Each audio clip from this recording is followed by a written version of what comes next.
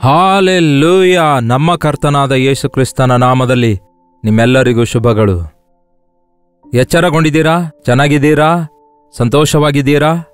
ಸ್ತುತಿ ಕೃತಜ್ಞತೆಯುಳ್ಳ ಹೃದಯವನ್ನು ನಾವು ಹೊಂದಿರುವುದಾದರೆ ನಮ್ಮ ಕರ್ತನು ನಮ್ಮಲ್ಲಿ ಆನಂದಿಸುತ್ತಾರೆ. ಬನ್ನಿ ಕರ್ತನನ್ನು ಸ್ತುತಿಸೋಣ. ಚಿಕ್ಕ ಪ್ರಾರ್ಥನೆಯೊಂದಿಗೆ. ಪರಿಶುದ್ಧ ದೇವರೇ, ನಿಮಗೆ ವಂದನೆಗಳು. ಇನ್ನೊಂದು ದಿನ ಕೊಟ್ಟಿದ್ದೀರಿ, ನಿಮಗೆ ವಂದನೆಗಳು. ಸಜೀವವಾಗಿಟ್ಟಿದ್ದೀರಿ, ನಿಮಗೆ ವಂದನೆಗಳು. ಈ ದಿನ ನಮ್ಮ ಹೃದಯ ಸ್ಥಿತಿ ಪರಿಶೀಲಿಸಿಕೊಳ್ಳಲು ಸಹಾಯ ಮಾಡಿರಿ ಎಂದು ಕ್ರಿಸ್ತನ ನಾಮದಲ್ಲಿ ಬೇಡುತ್ತೇನೆ ತಂದೆಯೇ, ಆಮೇನ್. ಹೇಗಿದ್ದೀರಿ ಪ್ರಿಯರೇ?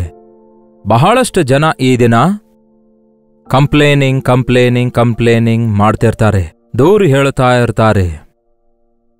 ಯಾವಾಗ ನೋಡಿದ್ರೂ ಕೂಡ ಒಂದು ಒರಟಾದಂತಹ ಸಂಭಾಷಣೆ, ಒಂಥರ ವಿರಕ್ತಿಯಿಂದ ಕೂಡಿದಂತಹ ಸ್ವಭಾವ ಅಲ್ಲ.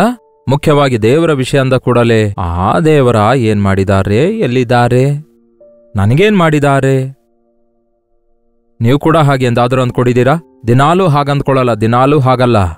ಮೇಲುಂಟಾದಾಗ, ಆಶೀರ್ವಾದ ಹೊಂದಿದಾಗ, ಸಂತೋಷವಾಗಿರುವಾಗ ಚೆನ್ನಾಗೇ ಇರ್ತಾರೆ. ಆದರೆ ಸ್ವಲ್ಪ ಕರ್ತನ ನಿಮಿತ್ತ ಶ್ರಮೆ ಬಂದಾಗ, ಕಷ್ಟ ಬಂದಾಗ, ನಿಂದೆ ಎದುರಾದಾಗ, ಇಲ್ಲವೇ ಕರ್ತನ ಆಲೋಚನೆ ಏನೆಂದು ನಾವು ಅರ್ಥ ಮಾಡಿಕೊಳ್ಳದೇ ಇರುವಂತಹ ಪರಿಸ್ಥಿತಿಯಲ್ಲಿರುವಾಗ, ಇಷ್ಟಾದರೂ ದೇವರನ್ನು ಸ್ತುತಿಸಬೇಕೆಂಬ ಸಂಗತಿ ಮರೆತು ಹೋಗಿ, ಮೇಲಾಗಲಿ ಕೇಡಾಗಲಿ ಆತನಿಗೆ ಮಹಿಮೆಯುಂಟಾಗಲಿ ಎನ್ನುವಂತಹ ಯೋಬನ ಮನಸ್ಸಿಲ್ಲದವರಾಗಿ, ಬಹಳಷ್ಟು ಸಾರಿ ನಾವು ವಿರಕ್ತಿಯುಳ್ಳವರಾಗಿ ಕೆಟ್ಟ ಮಾತುಗಳಾಡ್ತೇವೆ.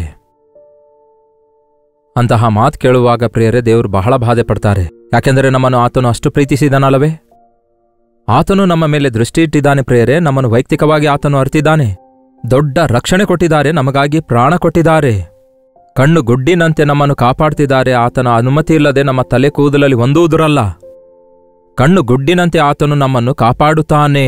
ನಮ್ಮನ್ನು ಕಾಯುವಾತನು ತೂಕಡಿಸಲ ನಿದ್ರಿಸಲ. ಅಷ್ಟೊಂದು ಆತನು ನಮ್ಮ ಮೇಲೆ ಪ್ರೀತಿ ಇಡೋದಾದ್ರೆ, ನಾವು ಸುಮ್ಮನೆ ಕೆಲವೊಂದು ಸಾರಿ ಮಾತ್ರ ದೇವರಿಗೆ ಮಾತಾಡಿಸುವವರಾಗಿ, ಯಾವಾಗ ನೋಡಿದ್ರೂ ದೇವರ ಬಳಿಗೆ ಬೇಡಿಕೊಳ್ಳುವವರಾಗಿ ಹೋಗಿ, ನನಗೇನು ಕೊಟ್ಟಿದ್ದೀರಿ ಅನ್ನುತ್ತಾ ಇರ್ತಾರೆ. ಮೊಳಕಾಲೂರಿ ಪ್ರಾರ್ಥಿಸೋಣ ಅನ್ನುವಾಗ್ಲೂ ಸಹ ಕೆಲವರು ವಿರಕ್ತಿಯುಳ್ಳವರಾಗಿ ಆ ನಿರುತ್ಸಾಹದೊಂದಿಗೆ ಪ್ರಾರ್ಥಿಸ್ತಾರೆ.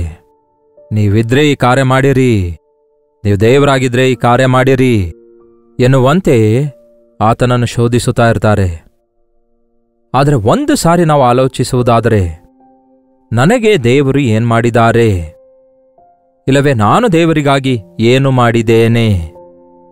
ಕೆಲವರಂತೂ ಯಾವಾಗ ನೋಡಿದ್ರೂ ದೇವರು ಮಾಡಿಲ್ವಲ್ಲ, ಮಾಡಿದ್ದಾರೆ, ಬಹಳ ಮೇಲ್ ಮಾಡಿದ್ದಾರೆ ದೇವರು, ಬಹಳಷ್ಟು ಸಾರಿ ದೇವರು ಕಾಪಾಡಿದ್ದಾರೆ ಎಂಬುದಾಗಿ ದೊಡ್ಡದಾಗಿ ಹೇಳುತ್ತಾ ಏನೇನೋ ಸಾಕ್ಷಿ ಕೊಡುತ್ತಾ ಇರ್ತಾರೆ. ಸರಿ, ಅಷ್ಟೊಂದು ಕಾರ್ಯ ಮಾಡಿರುವಂತಹ ದೇವರಿಗೆ ನೀವೇನ್ ಮಾಡಿದ್ದೀರಿ? ನಿಮ್ಮ ಅವಶ್ಯಕತೆ ತೀರುವವರೆಗೂ ದೇವರೇ ಎಂಬುದಾಗಿ ಗೋಳಾಡಿದ್ರಿ. ಅವಶ್ಯಕತೆ ತೀರಿದ ನಂತರ ಆತನನ್ನು ಸ್ತುತಿಸಿದೀರಾ? ಆಲೋಚಿಸಿ ನೋಡಿ. ಆಪತ್ಕಾಲದಲ್ಲಿ ನೀನು ನನಗೆ ಮೊರೆಯಿಡು, ನಾನು ನಿನ್ನನ್ನು ಉತ್ತರಿಸುವೆನು, ಆಗ ನೀನು ನನ್ನನ್ನು ಮಹಿಮೆ ಪಡಿಸುವಿ. ದಾವೀದನು ಹೇಳಿದಂತೆ, ನನ್ನ ಮನವೇ ಯೆಹೋವನನ್ನು ಕೊಂಡಾಡು, ಆತನು ಮಾಡಿದ ಉಪಕಾರಗಳಲ್ಲಿ ಯಾವುದೊಂದನ್ನು ಮರೆಯಬೇಡ. ಅಂದರೆ ಅವತ್ತು ಮಾಡಿರೋದು, ಇವತ್ತು ಮಾಡಿರೋದು, ಎಂದೆಂದಿಗೂ ಮಾಡಿರುವ ಉಪಕಾರ ನೆನಪಿವೆಯಾ? ನಿನ್ನೆ ಮಾಡಿರೋದು ಮಾತ್ರ ನೆನಪಿರುತ್ತೆ. ಯಾವ ಸ್ಥಿತಿಯಿಂದ ನಾವು ಯಾವ ಸ್ಥಿತಿಗೆ ಬಂದಿದ್ದೇವೆ ಎಂಬುದನ್ನು ನಾವು ಜ್ಞಾಪಕ ಮಾಡಿಕೊಳ್ಳೋದಾದ್ರೆ ಹೃದಯ ತುಂಬ ಸ್ತುತಿ ಕೃತಜ್ಞತೆ ಇರುತ್ತೆ. ದೇವರು ಒಂದು ಸಾಮ್ಯ ಹೇಳ್ತಾರೆ. ಯೆಶಾಯನ ಪುಸ್ತಕ 5ನೇ ಅಧ್ಯಾಯದಲ್ಲಿ, ತನ್ನ ಪ್ರಿಯನ ಕುರಿತಾಗಿ, ಅವನಿಗೆ ಒಂದು ದ್ರಾಕ್ಷ ತೋಟ ಇತ್ತು. ಅದು ಸಾರವತ್ತವಾದ ಭೂಮಿಯ ಮೇಲಿತ್ತು, ಗುಡ್ಡದ ಮೇಲಿತ್ತು. ಒಂದು ದ್ರಾಕ್ಷ ತೋಟವಿತ್ತು. ಅದನ್ನು ಅವನು ಅಗೆತ ಮಾಡಿ ಕಲ್ಲು ತೆಗೆದುಹಾಕಿ ಒಳ್ಳೊಳ್ಳೆ ದ್ರಾಕ್ಷೆಯ ಸಸಿಗಳನ್ನು ನೆಟ್ಟಿದನು. ಮಧ್ಯದಲ್ಲಿ ಬುರುಜನ್ನು ಕಟ್ಟಿ ದ್ರಾಕ್ಷೆಯ ತೊಟ್ಟಿಯನ್ನು ಕೊರೆಯಿಸಿದನು. ಅಂದರೆ ತೊಟ್ಟಿಗಳನ್ನು ಕೊರೆಯಿಸಿದನು. ಅಂದರೆ ಒಂದು ಒಳ್ಳೆ ಸ್ಥಳದಲ್ಲಿ, ಸಾರವತ್ತಾದ ಭೂಮಿಯಲ್ಲಿ ಚೆನ್ನಾಗಿರುವ ಶ್ರೇಷ್ಠವಾದ ಸಸಿಗಳನ್ನು ನೆಟ್ಟಿ, ಅದನ್ನು ಅಗೆದು ಕಲ್ಲುಗಳನ್ನು ತೆಗೆದು ಸಸಿಗಳನ್ನು ನಾಟಿ, ನೀರು ಹೊಯ್ದು, ಆ ಬೆಳೆಯ ತಂಟಿಗೆ ಬರದಂತೆ, ಸಸಿ ಹಾಳಾಗದಂತೆ, ಬುರುಜು ಅಂದರೆ ಗೋಪುರದಂತೆ ಕಾಗೆಗಳು ಯಾವುದು ಬರದಂತೆ ಅದನ್ನು ಕಾಯುವುದಕ್ಕೋಸ್ಕರ ಒಂದು ಕಾವಲು ಭದ್ರತೆ ನೇಮಿಸಿ, ಈ ದ್ರಾಕ್ಷ ತೋಟ ಚೆನ್ನಾಗಿ ಬೆಳೆಯುತ್ತೇ ಇದರ ಆ ದ್ರಾಕ್ಷರಸವನ್ನು ನಾವು ಬಹಳ ಚೆನ್ನಾಗಿ ಸೇವಿಸೋಣ ಎಂಬುದಾಗಿ ತೊಟ್ಟಿಗಳನ್ನು ಕೊರೆಯಿಸಿ ಪಾಪ ಎದುರು ನೋಡ್ತಾ ಇದ್ದನಂತೆ. ಅಷ್ಟೇ ಅಲ್ಲವೇ, ಪಾಪ ಈ ವ್ಯವಸಾಯಗಾರನು ಎಷ್ಟು ಕಷ್ಟಪಡ್ತಾರೆ ನೋಡಿ ಈ ದಿನ.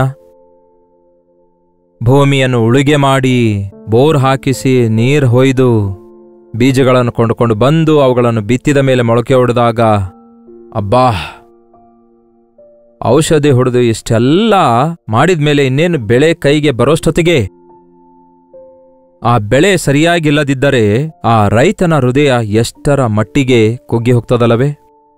ಕೆಲವೊಂದು ಬೆಳೆ ಹಾಳಾಗಿ ಹೋಗಿವೆ ನೋಡಿ, ಅತಿವೃಷ್ಟಿಯ ನಿಮಿತ್ತವಾಗಿ. ಇನ್ನಿತರ ಕಾರಣದಿಂದ ಅಂದರೆ ಹುಳ ಹಿಡಿದು ಬೆಳೆ ಹಾನಿಯಾದಾಗ ರೈತರು ಆತ್ಮಹತ್ಯೆ ಮಾಡಿಕೊಳ್ತಾರೆ. ಯಾಕೆಂದರೆ ಅವರು ಅಷ್ಟೊಂದು ಬಾಧೆ ಪಡುತ್ತಾರೆ. ಮೇಲುಂಟಾಗ್ತದೆ, ಒಳ್ಳೆ ಬೆಳೆ ಬಂದ್ರೆ ಸಾಲ ಎಲ್ಲ ತೀರಿ ಹೋಗ್ತದೆ, ತಕ್ಕ ಪ್ರಯಾಸಕ್ಕೆ ಪ್ರತಿಫಲ ದೊರಕ್ತದಂದ್ಕೊಂಡ್ರೆ ಸರಿಯಾದ ಬೆಳೆ ಬರದಿದ್ದರೆ ಪ್ರಯೋಜನವೇನು? ಕರ್ತನು ಕೂಡ ನಮ್ಮನ್ನು ಬೆಳೆಸಬೇಕೆಂದು, ನಾವು ಬಹಳವಾಗಿ ಫಲಿಸಬೇಕು ಎಂಬುದಾಗಿ ನಮಗೋಸ್ಕರ ಎಲ್ಲವನ್ನೂ ಮಾಡಿ ಮುಗಿಸಿದ್ದಾರೆ. ಎಷ್ಟೋ ದೊಡ್ಡ ರಕ್ಷಣೆ ಕೊಟ್ಟಿದ್ದಾರೆ, ತನ್ನ ರಕ್ತ ಸುರಿಸಿದ್ದಾರೆ. ಪವಿತ್ರಾತ್ಮನನ್ನು ನಮ್ಮನ್ನು ಕಾಪಾಡುವುದಕ್ಕಾಗಿ, ಆಧರಿಸುವುದಕ್ಕಾಗಿ ಪರಿಶುದ್ಧಾತ್ಮನನ್ನು ಕೊಟ್ಟಿದ್ದಾರೆ. ಆತನ ವಾಕ್ಯ ನಮಗೆ ಕೊಡಲ್ಪಟ್ಟಿದೆ. ಇವೆಲ್ಲ ವಾಕ್ಯ ನಾವು ಕೇಳ್ತಿದ್ದೇವೆ. ಪ್ರಾರ್ಥನೆ ದೇವರು ಕೇಳ್ತಾ ಇದ್ದಾರೆ. ಪರಿಶುದ್ಧಾತ್ಮನ ಕಾವಲು ನನ್ನ ಮೇಲಿದೆ, ಆತನ ಅಭಿಷೇಕ ನನ್ನ ಮೇಲಿದೆ, ಆತನು ನನಗೆಷ್ಟೋ ಮೇಲುಂಟು ಮಾಡಿದ್ದಾನೆ ಎನ್ನುವವರ ಜೀವಿತದಿಂದ ಏನ್ ಬರಬೇಕು ಪ್ರಿಯರೇ? ಒಳ್ಳೆ ಫಲಗಳು ಬರಬೇಕು. ಒಳ್ಳೆ ಫಲಗಳನ್ನು ಫಲಿಸಬೇಕು, ಆತ್ಮನ ಫಲಗಳನ್ನು ಫಲಿಸಬೇಕು. ಇಷ್ಟೊಂದು ಪ್ರಯಾಸವೆಲ್ಲ ಪಟ್ಟು ತೋಟವು ಒಳ್ಳೆ ದ್ರಾಕ್ಷಿಯ ಹಣ್ಣು ಕೊಡುವವೆಂದು ಎದುರು ನೋಡ್ತಿದ್ದನು. ಆದರೆ ಅದು ಹೊಲಸು ಹಣ್ಣನ್ನು ಬಿಟ್ಟಿತು. ಕೊನೆಗೆ ಬರೋಷ್ಟೊತ್ತಿಗೆ ದ್ರಾಕ್ಷಿ ಹಣ್ಣುಗಳು ಬಂದುವು, ಗೊಂಚಲು ಗೊಂಚಲಾಗಿ ಬಂದುವು. ಆದರೆ ತೀರಾ ನೋಡಿದ್ರೆ ಅವು ಕೆಟ್ಟ ದ್ರಾಕ್ಷಿ ಹಣ್ಣುಗಳಾಗಿದ್ದುವು. ಅವು ಕೆಟ್ಟ ದ್ರಾಕ್ಷಿ ಹಣ್ಣುಗಳು, ಅವು ಕಹಿಯಾದ ದ್ರಾಕ್ಷಿ ಹಣ್ಣುಗಳು.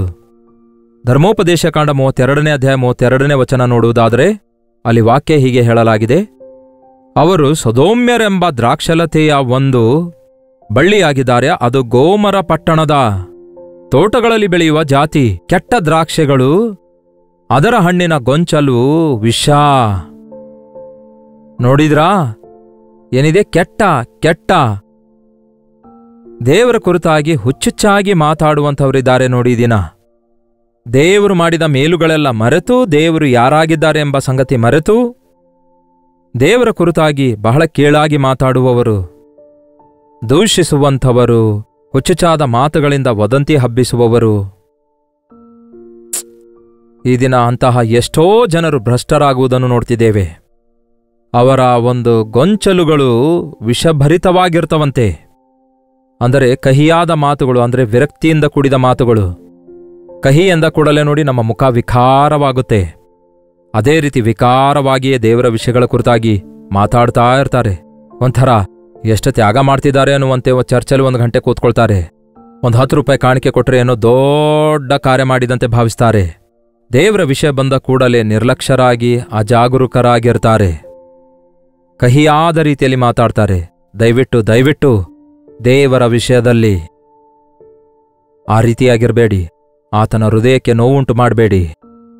ಪ್ರೀತಿ ಸ್ವರೂಪನಾದ ದೇವರು ನಮ್ಮಿಂದ ಪ್ರೀತಿಯನ್ನೇ ಎದುರು ನೋಡ್ತಿದ್ದಾರೆ. ಆತನು ನಮ್ಮನ್ನು ಪ್ರೀತಿಸುತ್ತಿದ್ದಾನೆ, ನಾವು ಆತನನ್ನು ಪ್ರೀತಿಸಬೇಕೆಂದು ಆಶಿಸುತ್ತಿದ್ದಾನೆ. ಆತನು ನಿಮ್ಮಿಂದ ನಿಮ್ಮ ದುಡ್ಡಾಗಲಿ, ನಿಮ್ಮ ಕೆಲಸಗಳಾಗಲಿ, ಕ್ರಿಯೆಗಳಾಗಲಿ, ನಿಮ್ಮ ಬಳಿಯಿಂದ ನಿಮ್ಮದೇನೂ ಆತನು ಬೇಡಿಕೊಳ್ತಾ ಇಲ್ಲ. ಸ್ತುತಿ ಕೃತಜ್ಞತೆಯುಳ್ಳ ಹೃದಯ ಆತನು ಬೇಡಿಕೊಳ್ತಿದ್ದಾನೆ. ನಿಮ್ಮ ಪಾಪ ಕ್ಷಮಿಸಿದಂತಹ ದೇವರು ನಿಮಗೆ ನೂತನ ಜೀವಿತ ಕೊಟ್ಟು, ಆರೋಗ್ಯ ಕೊಟ್ಟು, ನಿಮಗೆ ಕುಟುಂಬ ಕೊಟ್ಟು, ನಿಮಗೆ ಮಕ್ಕಳನ್ನು ಕೊಟ್ಟು, ನೀವು ಕೋರಿಕೊಂಡಿದ್ದೆಲ್ಲ ದೇವರು ಅನುಗ್ರಹಿಸಿರುವಾಗ ದೇವರನ್ನು ಮರ್ತೋದ್ರೆ ಹೇಗೆ? ಸಭೆಯಂದ್ರೆ ನಿರ್ಲಕ್ಷ್ಯ ಮಾಡುವುದಾದ್ರೆ ಹೇಗೆ? ದೇವರ ವಿಷಯ ಬಂದ ಕೂಡಲೇ ಅಜಾಗರೂಕರಾಗಿರೋದಾದ್ರೆ ಹೇಗೆ? ಏನ್ ಸಿಗುತ್ತೆ ಆ ರೀತಿಯಾಗಿ ಮಾಡಿದ್ರೆ? ಮನುಷ್ಯರು ಸಿಹಿಯಾದ ಮಾತುಗಳಿಗಾಗಿ ತವಕಿಸುತ್ತಿದ್ದಾರೆ. ಲೋಕ ಸಿಹಿಯಾಗಿ ಕಾಣಿಸಿಕೊಳ್ತಿದೆ, ದೇವರ ಆಲಯವೇನೋ ಕಹಿಯಾಗಿ ಕಾಣಿಸ್ತಿದೆ. ಹೌದಲ್ಲವೇ? ಲೋಕಸ್ಥರೇನೋ ಪ್ರಿಯರಾಗಿ ಕಾಣಿಸಿಕೊಳ್ತಿದ್ದಾರೆ. ನಿಮ್ಮನ್ನು ಗದರಿಸಿ ನಿಮ್ಮನ್ನು ತಿದ್ದಲು ಪ್ರಯತ್ನ ಮಾಡುವ ದೈವ ಸೇವಕರೇನೋ ನಿಮಗೆ ಶತ್ರುಗಳಂತೆ ಕಾಣಿಸ್ತಿದ್ದಾರೆ. ಹೌದು ಪ್ರಿಯರೇ, ದೇವರನ್ನು ದ್ವೇಷಿಸಿ ದೇವರಿಗೆ ಪ್ರೀತಿ ಮಾಡದೇ ಇರುವವನು ದೇವರ ಆಲಯವನ್ನು ಪ್ರೀತಿಸಲಾರನು, ದೈವ ಸೇವಕರನ್ನು ಪ್ರೀತಿ ಮಾಡಲಾರನು, ದೇವರ ವಾಕ್ಯವನ್ನು ಪ್ರೀತಿ ಮಾಡಲಾರನು. ದೇವರನ್ನು ಪ್ರೀತಿಸುವವನು ದೇವರ ವಾಕ್ಯಕ್ಕಾಗಿ ಆಸಕ್ತಿಯುಳ್ಳವನಾಗಿರ್ತಾನೆ. ಆತನ ಆಲಯ ಎಂದ ಕೂಡಲೇ ಜಿಗಿಯುತ್ತಾ ಓಡಿ ಹೋಗ್ತಾನೆ. ದೈವ ಸೇವಕರ ಮಾತು ಎನ್ನುವಾಗ ಅಂದರೆ ದೇವರು ತನ್ನೊಂದಿಗೆ ತನ್ನ ಸೇವಕರ ಮೂಲಕ ಮಾತಾಡ್ತಿದ್ದಾರೆ ಎಂದು ಗ್ರಹಿಸಿ ಆ ಮಾತುಗಳನ್ನು ತನ್ನ ಜೀವಿತದಲ್ಲಿ ಸೀರಿಯಸ್ ಆಗಿ ತೆಗೆದುಕೊಳ್ತಾನೆ, ತಿದ್ದುಪಾಟಾಗಿ ತೆಗೆದುಕೊಳ್ತಾನೆ. ಈಗ ಹೇಳಿ, ನಿಮಗೆ ದೇವರು ಮೇಲುಂಟು ಮಾಡಿದಾರೋ ಇಲ್ಲವೋ? ಎಷ್ಟು ವಿಷಯಗಳಲ್ಲಿ ದೇವರು ನಿಮ್ಮನ್ನು ಆಶೀರ್ವದಿಸಿದ್ದಾರೆ? ಎಷ್ಟು ಸಾರಿ ನಿಮ್ಮನ್ನು ಪ್ರಾಣಾಪಾಯದಿಂದ ದೇವರು ಬಿಡಿಸಿದ್ದಾರೆ ಹೇಳ್ರಿ? ಎಷ್ಟು ಸಾರಿ ನಿಮ್ಮ ಪ್ರಾರ್ಥನೆಗೆ ಉತ್ತರ ಕೊಟ್ಟಿದ್ದಾರೆ ಹೇಳಿ? ಎಷ್ಟು ಅದ್ಭುತವಾಗಿ ನೀವು ರಕ್ಷಣೆ ಹೊಂದುವುದಕ್ಕೋಸ್ಕರ ಎಷ್ಟು ಜನರನ್ನು ಉಪಯೋಗಿಸಿಕೊಂಡಿದ್ದಾರೆಂದು ಯೋಚಿಸುವುದಾದರೆ ಆಶ್ಚರ್ಯ ಉಂಟಾಗುತ್ತೆ ಪ್ರೇರೆ. ಅಷ್ಟು ಶ್ರದ್ಧೆ ತೆಗೆದುಕೊಂಡು ನಮ್ಮನ್ನು ತನ್ನ ವಾರಸುದಾರರಾಗಿ ಮಾಡಿಕೊಳ್ಬೇಕೆಂದು, ನಮ್ಮನ್ನು ಶುದ್ಧರನ್ನಾಗಿ ಮಾಡಬೇಕೆಂದು ಯೇಸು ತನ್ನ ರಕ್ತವನ್ನು ಸುರಿಸಿ ನಮ್ಮನ್ನು ತೊಳೆದು ವಿಮೋಚನೆಯ ಕಾರ್ಯವನ್ನು ಸಿದ್ಧಪಡಿಸಿ, ನೀವು ಅರ್ಹರಾಗಿಲ್ಲದಿದ್ದರೂ ನಿಮ್ಮನ್ನು ಪ್ರೀತಿಸಿ, ನೀವು ಬೇಡಿಕೊಳ್ಳದಿದ್ದರೂ ಅನೇಕ ಆಶೀರ್ವಾದಗಳನ್ನು ದೇವರು ನಿಮಗೆ ಕೊಟ್ಟಿರುವಾಗ ಕನಿಷ್ಠ ಥ್ಯಾಂಕ್ ಯು ಜೀಸಸ್ ಅಂದಿದ್ದೀರಾ? ದೇವರೇ ವಂದನೆಗಳು ಎಂಬುದ ಮನಪೂರ್ವಕವಾಗಿ ಹೇಳಿದೀರಾ?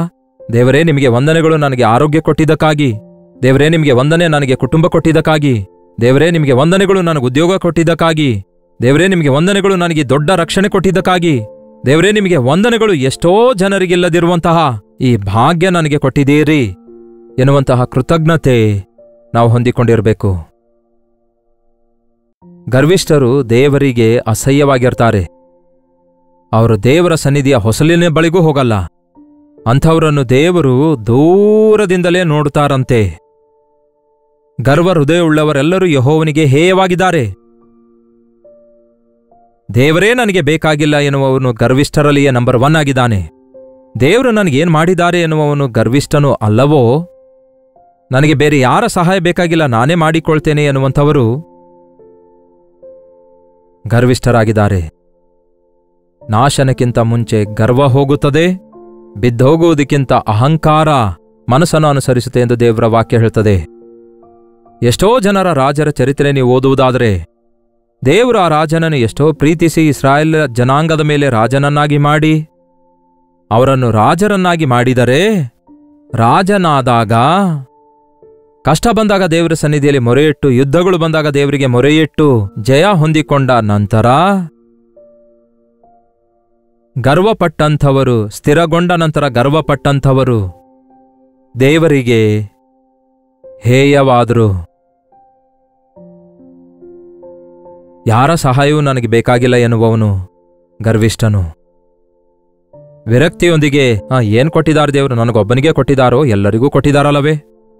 ನನಗೊಬ್ಬನಿಗೆ ರಕ್ಷಣೆ ಕೊಟ್ಟಿದ್ದಾರೋ? ಎಲ್ಲರಿಗೂ ರಕ್ಷಿಸಿದಾರಲ್ಲವೇ? ನನಗೊಬ್ಬನಿಗೆ ಕಾರ್ ಕೊಟ್ಟಿದ್ದಾರೋ? ಎಲ್ಲರಿಗೂ ಕೊಟ್ಟಿದ್ದಾರಲ್ಲವೇ? ಲೋಕದಲ್ಲಿ ಎಲ್ಲರಿಗೂ ಇವೆ ಅಲ್ಲವೇ ಎಂದು ಕಂಪೇರ್ ಮಾಡಿ ಮಾತಾಡುವವರು, ಅವರ ಮಾತುಗಳು ಒರಟು ಮಾತುಗಳಲ್ಲವೋ?